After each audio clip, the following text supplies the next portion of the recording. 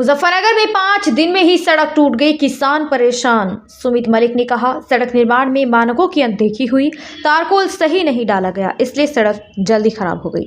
यह सड़क किसानों के लिए जरूरी है क्योंकि इसी रास्ते से गन्ना शुगर मिल तक जाता है। सुमित मलिक ने कचहरी में भूख हड़ताल शुरू कर दी है और दोषियों के खिलाफ मुकदमा और जांच की मांग की।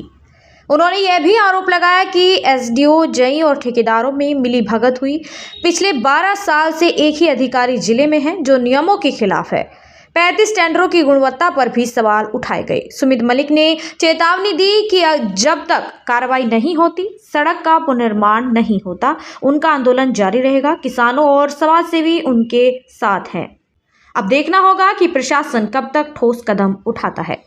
मेरा नाम सुमित मलिक, गांव पीना, जनपद मुजफ्फरनगर से। आज भूख हड़ताल में बैठे हैं आप, बताइए क्या है? भूख हड़ताल पर बैठने का कारण ये है कि सिंचाई विभाग द्वारा चट्ठावल रजभा जो बोलता है पीने में वो निकल के जा रहा, बुढ़ीना खुद से लेके तावली की तरफ वो रजभा निकलता है। उस पर 5-6 किलोमीटर की सड़क बनी और उस सड़क में 5वें दिन वो टूट गई और 8-10 दिन पीछे ही उसमें घास भी उगी आई।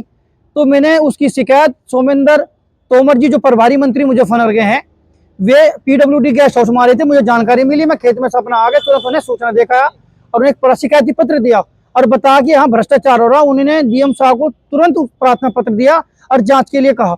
डीएम साहब ने सीडीओ साहब को मौके पे भेजा, जांच हुई। जांच में सिंचाई विभाग के अधिकारी, एक्शन, एसडीओ, जे की जो मिली भगत और ठेकेदार की मिली भगत से सड़क बनी थी, उसका खुलासा हुआ। जांच रिपोर्ट में बताया गया कि उसमें अनियमितता पकड़ी गई है, तारकुल की मात्रा नहीं मिली, उसकी मोटाई जो उसका लेयर होती है वो कम थी, तो जिसकी वजह से इसमें भ्रष्टाचार सिद्ध हुआ है।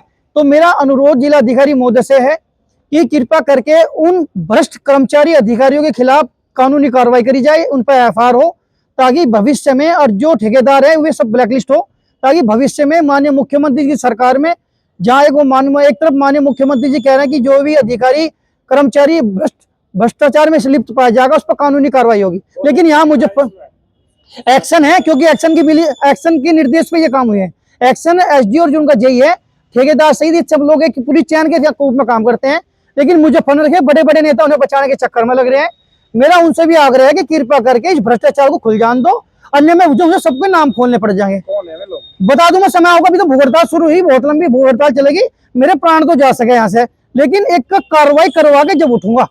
और मेरा माननीय मुख्यमंत्री जी को भी मैंने मेल कर दी, सबको कर दी। अब एक और चीज बताना चाहता हूँ, इन एक ही 2025-26 में 35 टेंडर हुए सिंचाई विभाग के सड़कों के, उनमें एक्शन साहब ने 2% डाउन रेट पे ठेके छोड़े, ताकि अपने लोगों से, ठेकेदारों से सेटिंग करके कम मूल्य सरकार को भी क्षति पुचवा है, नुकसान पुचवा है।